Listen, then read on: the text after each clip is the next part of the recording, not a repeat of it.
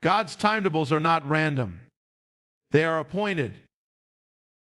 This truth stands at the very core of how heaven interacts with earth. Nothing in God's divine order happens by accident.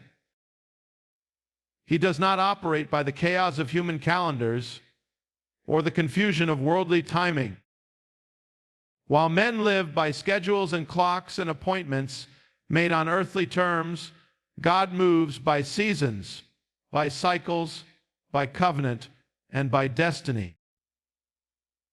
What may appear to the natural eye as a random date or an insignificant turning of a calendar page is often the fulfillment of something set in motion long before the foundations of the earth. The moment a person comes to understand that God does not guess, delay, or estimate, they begin to recognize the weight of divine timing. His delays are not denials. His silence is not absence. His pauses are not evidence of abandonment. They are purposeful. They are ordered. They are loaded with meaning. The scriptures testify over and over that God appoints specific days and seasons for specific purposes. The flood did not come until the ark was finished. Israel did not leave Egypt until the night of Passover. Pentecost did not fall until the 50th day had fully come. Jesus did not go to the cross early, nor was he late. At the fullness of time, he was born. At the appointed time, he was betrayed. At the exact moment when the final word was fulfilled, he declared, "It is finished." God is not guessing. He is fulfilling. The day of July 2025 is not a coincidence in the annals of heaven. It is not an accident. It is not the result of human decisions. It is a marked day, a divine timestamp, a crossing over point. What begins on that day is not new to God. It is simply the revealing of what has already been ordained. The prophetic nature of divine timing is such that it separates the casual from the consecrated. Those who walk with God must learn to discern not just what he is doing, but when he is doing it. Timing is a test. Waiting is a test. Believing when you see nothing is a test. But all of it moves toward a moment that has been divinely marked. And when that moment comes, everything that has been building in silence will suddenly erupt. The hidden seeds will sprout. The prayers that seemed unanswered will break through the heavens. The vision that tarried will speak. The dry bones will rattle. The long night will give way to morning. But only for those who understood that God's clock never runs slow. It only waits for fullness. This is why discernment is not optional in this hour. It is critical. Because to miss God's timing is to miss God's movement. The enemy of your soul wants to make you impatient. He wants to convince you that nothing is happening, that you have missed your moment, that God has forgotten you. But the truth is, when God ordains a moment, it cannot be stolen. It cannot be blocked. It cannot be delayed if you stay faithful. What God has written in heaven will manifest on earth, but only in his time. And his time is always perfect. The appointed time of July 3, 2025 is not just about what happens then. It's about who is ready when it comes. God appoints times not only for judgment but for mercy. Not only for shaking but for rebuilding. Not only for exposure but for elevation. Every appointed time is loaded with divine intention. He does not schedule your breakthrough based on your performance, but on your alignment.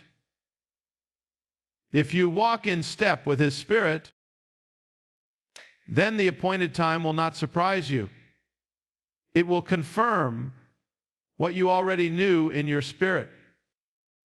That something was building, that a turn was coming, that a divine shift was in motion.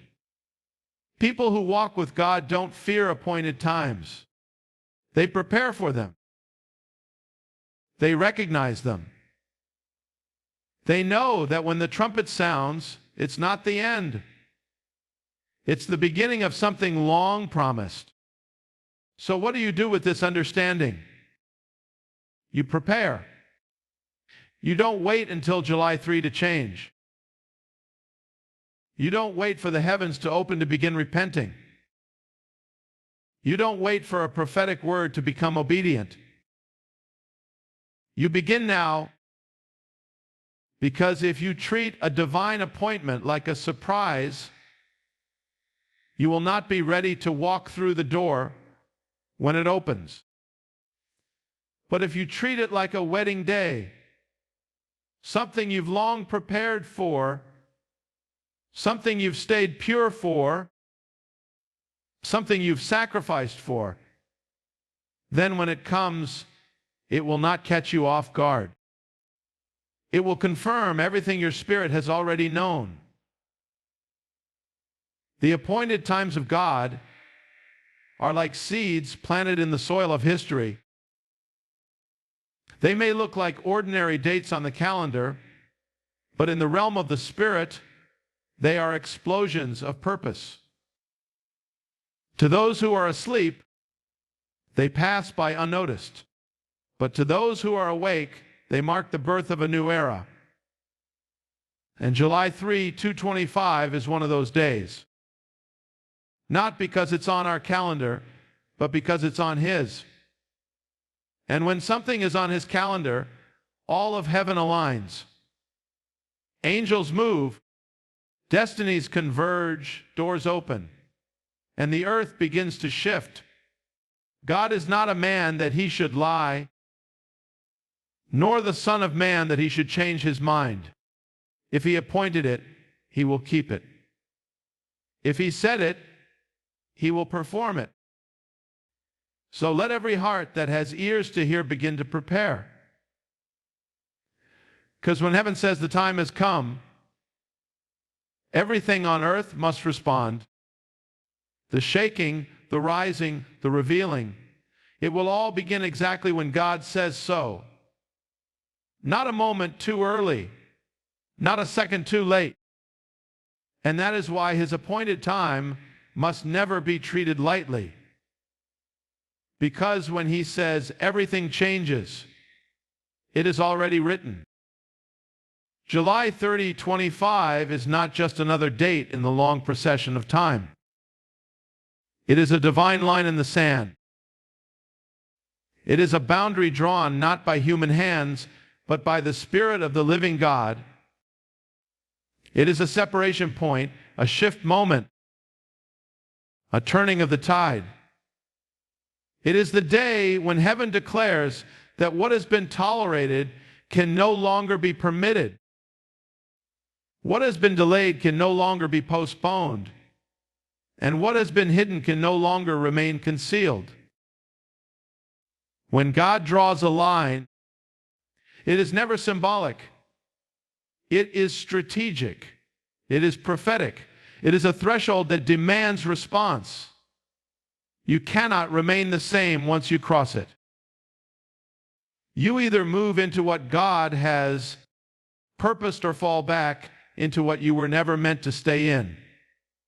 The line is real, the moment is set, and the shift is already beginning in the invisible before it manifests in the visible.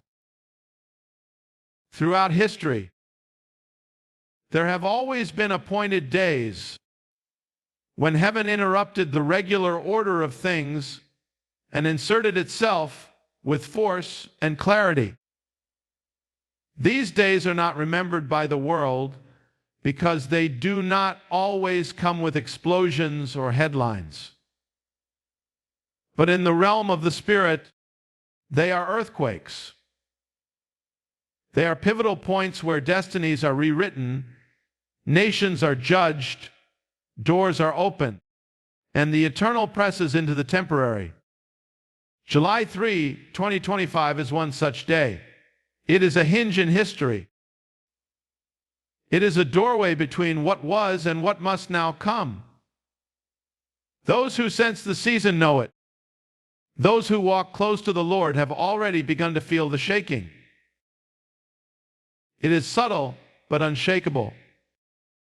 It is not emotional hype. It is not religious rhetoric. It is the voice of God saying to this generation, I am drawing the line and everything must change. When God drew the line at the Red Sea, Egypt's grip on Israel was forever broken. When God drew the line at Mount Carmel, the prophets of Baal were silenced and the fire fell. When God drew the line at Calvary, sin lost its power and death lost its sting. And when He draws a line in your life, everything that belongs to the old must die so the new can emerge. The line is not punishment. It is mercy. It is the last warning before the shift becomes judgment. It is the final call before the door closes. It is the Lord saying, you have lingered long enough in delay, in double-mindedness, in lukewarmness. Now choose whom you will serve. July 3 is not a warning for the world only. It is a wake-up call for the remnant. Those who have been drifting must return. Those who have been playing must repent. Those who have been delaying obedience must act. Because after this line, there will be a before and an after. There will be no middle ground. There will be no neutral place. The Spirit of the Lord is drawing a distinction between those who have merely heard and those who have obeyed, between those who have attended His house and those who have become His dwelling, between those who sing the songs of Zion and those who live the life of Zion. To treat this line like any other day is to risk missing the very purpose for which you were born. You are not here by accident. You were not placed in this generation by chance. There is a reason the Lord waited until now to bring you into the fullness of your assignment. He knew what was coming. He knew would be required, and He marked this date on the scroll of time so that when the moment came, His people would rise with clarity, with courage, with consecration, and with fire. The enemy fears this day not because of what is happening in the world, but because of what is about to be unleashed in the kingdom. July 3 is not the end of warfare. It is the escalation of it, but it is also the elevation of those who have been in the shadows. It is the commissioning of those who have been hidden. It is the moment when mantles fall, when anointings activate, when the voice of the bride rises like never before. The world will mock it.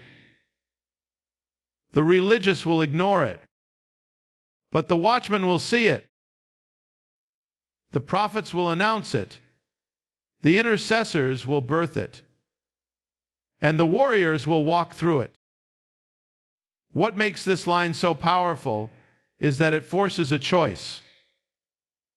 God does not draw lines for us to observe them.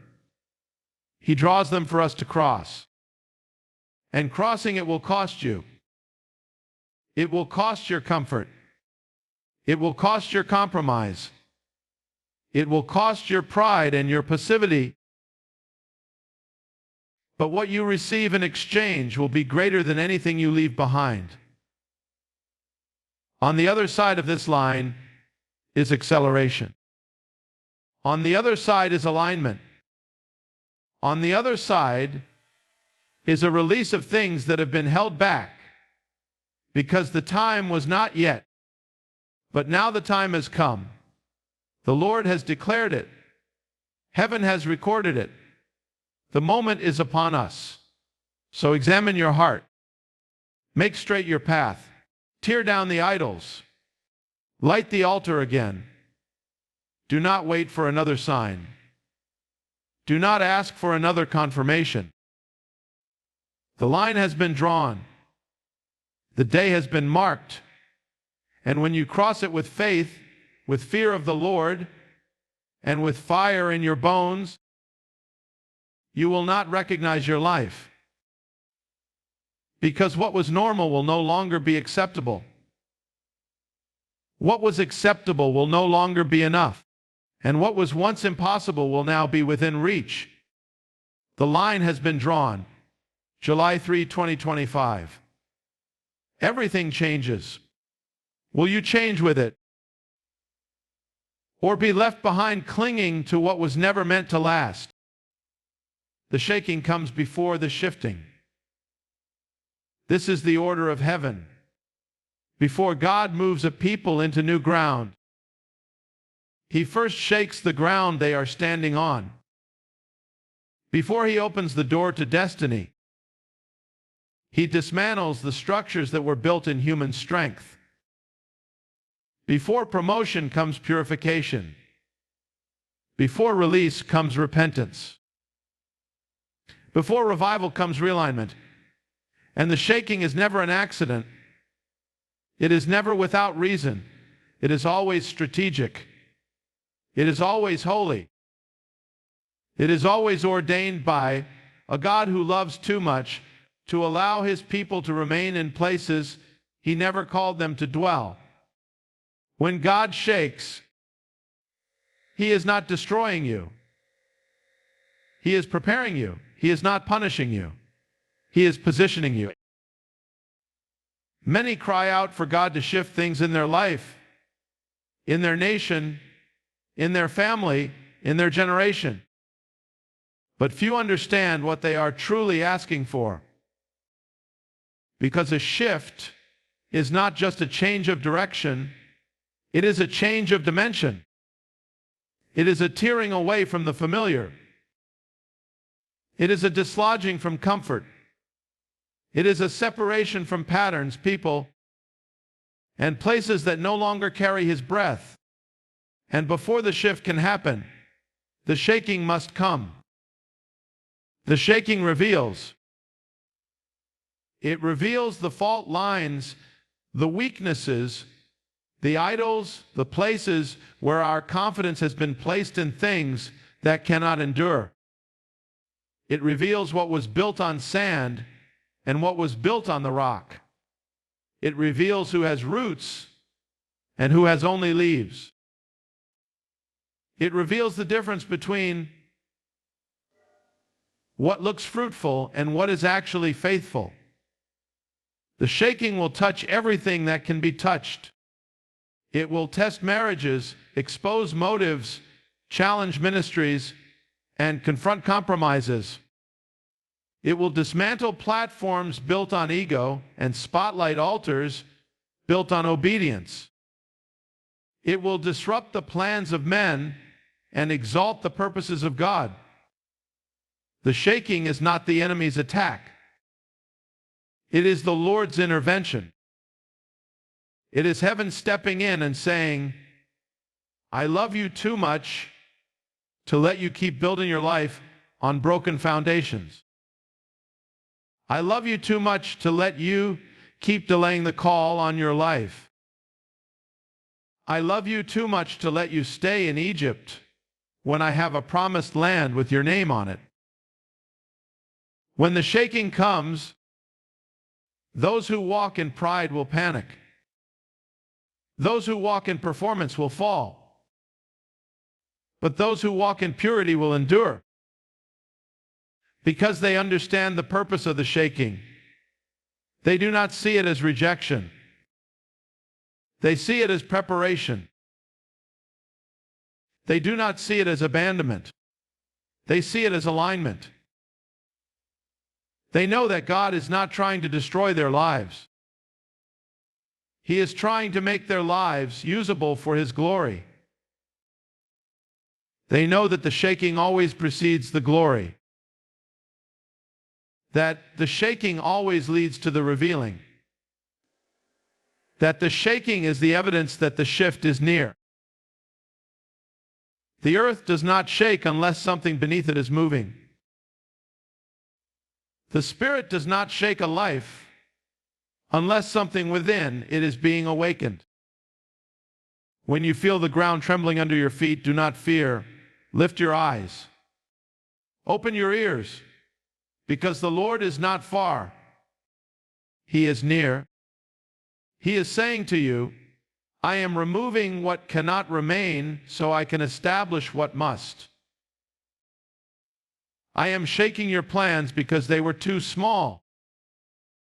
I am shaking your relationships because they were not aligned. I am shaking your routine because it became a substitute for real intimacy. I am shaking your schedule so you will finally give me your time. I am shaking your identity so you will stop finding it in the approval of men and find it in me alone. Those who resist the shaking will be broken by it, but those who yield to it will be transformed through it. They will come out refined, renewed, and repositioned. They will walk in a clarity they have never known. They will move in authority they never expected, because the shaking makes room for the shift. The shaking strips away the noise so you can hear the still small voice again. It strips away the clutter so the glory can rest on a clean vessel. It removes the false so the true can be revealed. The shaking is the mercy of God that removes the weight that was never meant to be carried. You cannot carry old burdens into a new season. You cannot drag old wounds into a fresh anointing. You cannot build new altars with broken bricks. The shaking comes to deal with all of that. It comes to cleanse the temple. It comes to clear the threshing floor. It comes to break the chains, uproot the lies, silence the doubts, and prepare the vessel. And once the vessel is ready, then the shift comes. Then the doors open. Then the divine connections align. Then the promises manifest. Then the sudden lies begin. But you must pass through the shaking first. Do not fear it. Do not curse it. Do not run from it. Embrace it. Thank God for it. Because when everything around you is shaking, it means you are close to the moment where everything changes. It means you are near the appointed time.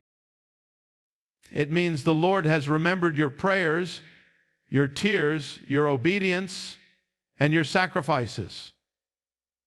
The shaking is not a sign of rejection. It is a sign of recognition. Heaven has marked you. Heaven has chosen you.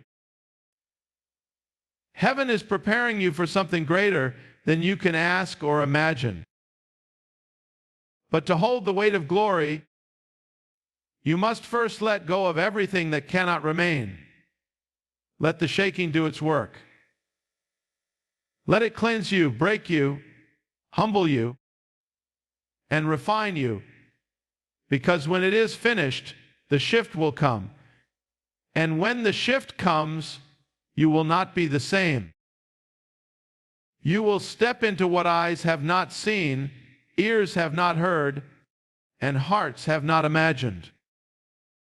The shaking comes before the shifting, and the shifting is closer than you think. ChatGPT said, "What you do now decides what you'll become then." The future is not shaped in the future. It is forged in the choices you make today. The destiny that awaits you on the other side of the appointed time is not decided by emotion, excitement, or the desire to be used. It is decided by obedience. It is decided by discipline. It is decided by what you do in the secret place when no one is watching and the crowd is gone. When God declares that everything changes on July 3, 2025, He is not only talking about external events. He is speaking of a transition so personal and so powerful that only those who are prepared will be able to walk through it. And that preparation does not begin on that day. It begins now. What you are sowing in this season will be the harvest you stand in on that day. What you are building in this hour will be the house that stands or falls when the storm of shifting comes. You do not prepare for battle once the war starts. You prepare in the quiet, in the silence, in the hidden place. You learn to hear God now, so you are not confused when many voices rise later. You learn to walk in holiness now, so you are not deceived when compromise is normalized. You deal with sin now, so it does not rise to destroy you in your moment of promotion. You plant yourself in the Word now, so when the flood comes, you will not be swept away by the currents of culture. What you do now is not wasted. It is not unnoticed. It is seen by God, measured by God, and used by God to determine what can be trusted to you when the shift arrives. This generation has been taught to chase moments but ignore preparation, to crave platforms but neglect process, to desire results but avoid the refining. But God does not skip steps. He does not promote potential. He promotes preparation. The oil does not come to those who are loud, but to those who are ready. The 5 wise virgins had oil not because they shouted the loudest, but because they made preparation in the time when nothing seemed urgent. They lived as if the bridegroom was coming at any moment. And when the cry went out, they had what was needed to go in. The foolish were not wicked. They were unprepared. They believed the right thing, but they lived like they had time. They wanted the reward, but not the readiness. And when the door shut, they were locked out not because they were hated, but because they were late. Let that never be your story. Now is the time to examine your lamp. Now is the time to trim the wick. Now is the time to fill the vessel with oil. Because when the day comes, there will be no time to borrow from others. There will be no time to rush and catch up. There will be no time to scramble. What you do now will determine your standing then. This is the season of surrender. This is the hour of consecration. This is not the time to chase everything and everyone. This is the time to sit at His feet and listen, to rend your heart and not your garments, to fast, to weep, to intercede, to align. The decisions you make today will echo into eternity. Every yes to God builds something in you. Every no to the flesh strengthens your spirit. Every time you choose humility over pride, the purity over popularity, the word over opinion. You are preparing yourself to carry the glory that is coming. And make no mistake, glory is coming, but it will not rest on the unready. It will not abide where there is mixture. It will not dwell in temples built on convenience. It will settle only where it finds honor, obedience, and fire. You do not become a warrior in the battlefield. You become one in the wilderness. You do not become a voice in the crowd. You become one in the cave. You do not become a leader in the spotlight. You become one in the shadows. This is your cave season. This is your training ground. This is your refining fire. And the way you respond now determines whether you emerge as one who can lead others into the coming season, or as one who must watch from the sidelines. This is why the Lord is dealing with your heart in this hour. Why He is pulling on you to pray deeper, to worship longer, to walk away from the distractions that used to entertain you. He is not trying to ruin your fun. He is calling you into formation. He is shaping you into a vessel that can carry the weight of what is coming. He is stretching your spirit so you contain the oil without bursting. He is removing the mixture so the fire can fall without consuming you. Everything God is calling you to do now is for then. Every step of obedience, every act of surrender, every time you crucify your flesh, you are making room for the future. You are preparing for the shift. You are saying yes to destiny. And when July 3 comes, you will not be surprised. You will be ready. Because you did not wait for the moment to get serious. You let the voice of God drive you into preparation. You will not be among those who ask for another chance. You will be among those who recognize the time and move in step with the Spirit. What you do now decides what you'll become then. So choose now who you will serve. Choose now what you will carry. Choose now what you will lay down. Because heaven is watching and history is waiting.